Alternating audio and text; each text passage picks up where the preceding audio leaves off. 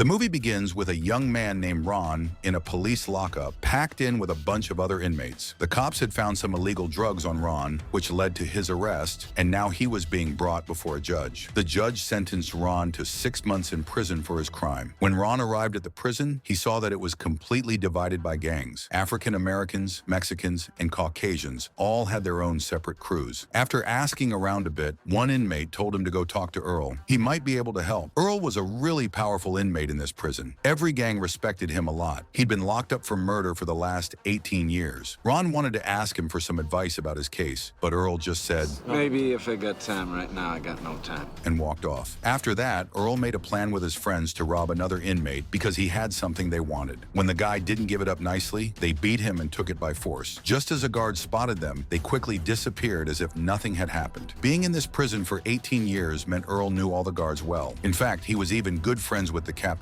Earl would often type up prison reports and other minor notices for the captain. Ron's cellmate was a transgender inmate who warned him to be careful because he was smooth-looking. "You gotta protect your pretty little white ass," the cellmate said. "This prison is crawling with brutes." That same evening, Vito, one of Earl's friends, saw Ron talking to an inmate named Mike. Vito knew exactly what kind of guy Mike was. He told Earl that an attack on Ron was coming soon. Meanwhile, Ron's cellmate also urged Ron to get his hands on a sharp knife as soon as possible so Ron could protect himself. The next day in the gym, Ron asked Earl how and where he could get a sharp knife-like weapon. He also told Earl the whole story about Mike. Earl advised him, "Look, you're only here for a few months. If you get caught up in fights, your sentence could get longer." After that, Earl himself went to meet Mike with his friends. He told Mike that the new kid, Ron, was his relative, and if anything happened to him, Earl would come for revenge. Earl knew everyone in every gang in the prison. Mike figured making an enemy of the godfather of the prison over some new guy would be too costly, so he immediately listened to Earl and backed off. Soon enough, Ron started hanging out with Earl's gang too. One day, 3 inmates from Earl's gang were secretly drinking their homemade hooch on the first floor of the prison when some guards got a whiff of it. But before the guards could get to them, Ron already tipped them off. Still, they couldn't dump all the booze, and the guards caught them, along with Ron. As punishment, they were all thrown into separate cells. Earl really liked that Ron tried to protect his friends without thinking about himself. To thank him, Earl sent Ron a pack of cigarettes and a note, hidden in a magazine, through another inmate.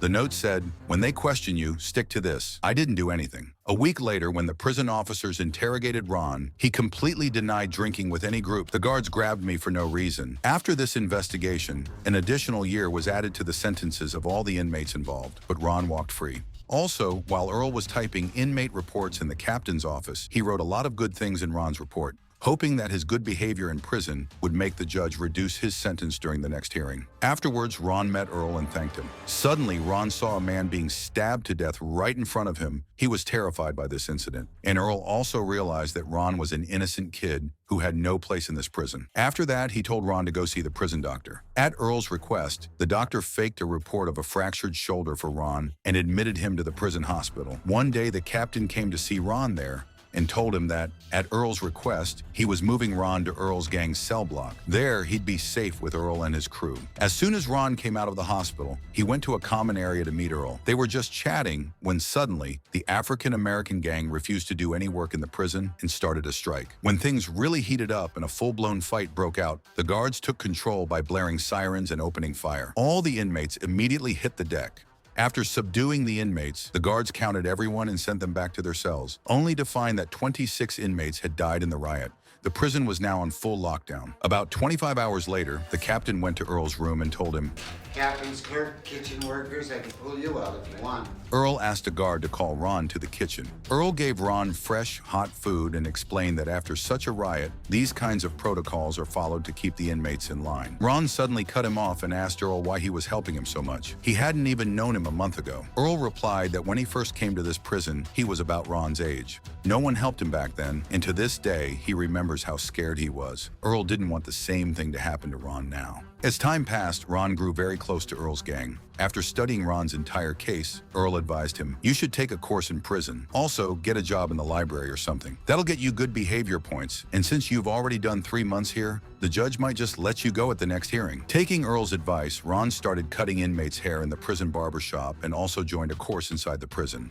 It seemed like everything was going great, but this was the calm before the storm. During this course, a big, burly inmate in his class noticed Ron. Earl had told Ron to stay out of any kind of trouble, so he thought it best to ignore ignore this inmate, named Johnson, and just focus on his studies. But then one day, Johnson caught Ron alone in the washroom and tried to take advantage of him. However, their teacher also walked into the washroom, which made that brute let go of Ron. This incident deeply affected Ron, and now he felt disgusted by his own helplessness and weakness. He thought that if Earl and his friends weren't around, he wouldn't even be able to protect himself from these brutes for 2 days. Now, without telling Earl, Ron arranged for a large knife from an old inmate in the prison. He immediately went to attack Johnson with it. But that old inmate had already told Earl that Ron had taken a knife from him today. Earl quickly rushed to Ron's room and explained, "Look, what happened to you was wrong, and the fire of revenge burning inside you is right too. But if you attack him and the guards even get a hint of it, you'll get another charge. Do you want to rot in prison forever?" Earl also promised Ron that he and his gang would definitely teach Johnson a lesson.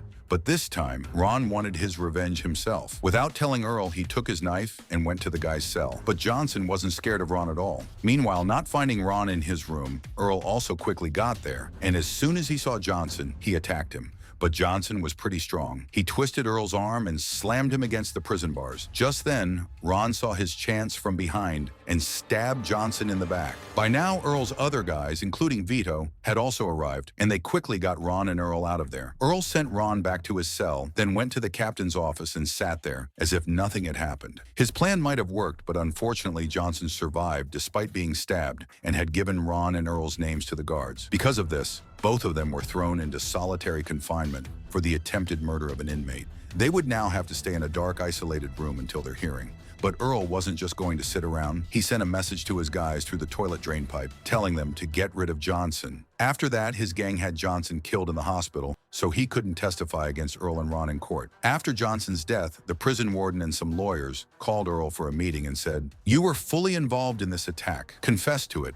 But Earl refused to admit to anything. After Earl left, the prison warden told his officers that this inmate had become too powerful in this prison. He was getting anyone killed whenever he wanted. He instructed them to ask the judge to extend Earl's sentence and transfer him to another prison where he wouldn't have so much sway. They also mentioned this incident in Ron's report and demanded that the judge increase his sentence because, according to the warden, Ron had also become a dangerous member of Earl's gang. Soon, Ron was taken for his next court hearing. There, based on the warden's recommendation, the judge added 5 more years to his sentence. Hearing this, Ron blew up and started cussing out the judge and his lawyer. After that, the police officer grabbed him and took him back to the holding cell. Ron's father came to meet him there, and seeing his son in such a state, he emotionally said, "I'm gonna sell the house and get the money to get you out of here. I'm not gonna let you rot in here, I'm not." That same evening, the captain went to meet Earl in solitary confinement, bringing some cigarettes and bad news. Actually, the new prison warden and some officers had planned to transfer Earl from this prison because, after spending so many years there, Earl's network had become incredibly powerful within the prison, and he was now a huge threat to everyone. That's why the officers were deliberately trying to pin the hospital murder on Earl too, because that guy was going to testify against him and Ron. Hearing all this from the captain, Earl felt anxious for the first time in his life because he didn't want to leave this prison under any circumstances. He immediately started cooking up a plan. First, he told the guards who brought him food to stop giving him any. Then, using a small blade, he drew a little blood from his hand and smeared it on his body. Seeing Earl in this condition, the guards now thought that maybe Earl's mental balance had gone off due to staying in solitary confinement for too long. So they immediately pulled him out and put him in the mental ward. Once he was out, Earl first met Ron, and when he found out that Ron would also be in prison for many more years, he immediately decided to make a plan to break out of prison with Ron. For this, Ron first asked his father to arrange a safe hideout for him and Earl once they got out of prison. After that, Earl kept a close eye on everything happening in the prison so he could find an escape route with no chance of being caught. During this time one day, they were discussing their plan while taking showers when a crazy inmate came and started singing loudly. When Earl tried to get him to stop, the guy suddenly attacked Earl and Ron with a weapon made from a toothbrush. Earl got hit in the chest and Ron in the face, so both of them were sent to the prison hospital. This attack was done by an African-American inmate.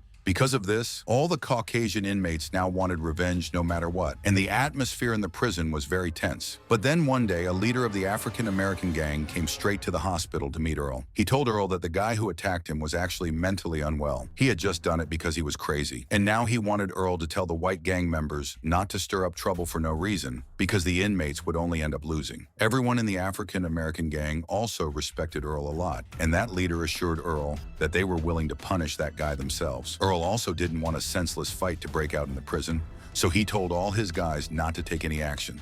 After this, a dangerous man from the African-American gang killed the attacker and threw him into the prison's garbage truck so his body would be crushed in the garbage truck and get out of prison. As soon as Earl found out about this, an escape plan immediately formed in his mind. He then told Ron that the garbage truck comes and goes from the prison every day, but it's never checked inside because the drivers always crush the garbage. And because of this fear, no one has ever tried to get inside.